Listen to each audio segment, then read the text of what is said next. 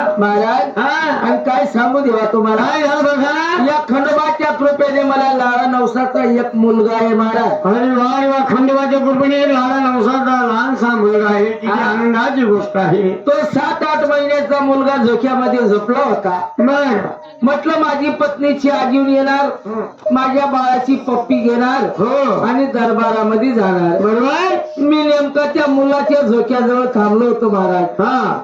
तेवढ्यात माझी बायकोची आजीवन आली आणि मला म्हणाली, म्हणे दमी चहा द्या म्हणे. म्हणजे असं तुझ्या पत्नीने तुला सांगितलं आणि मग रे बघा चहाचं नाव ऐकलं देवा आणि मुलाने झोक्यातून असे डोळे चालून दिले. म्हणजे त्या चिमुकल्या भावाने चहाचं नाव ऐकल्यानंतर डोक्यातून डोळे घालून दिले. झोक्यातून डोळे चालून दिले आणि जशी का मुलाने झोक्यातून उडी मारली महाराज, तशी डायरेक्ट त्या चहाच्या शिंग म्हणजे जशी बाळ उडी मारली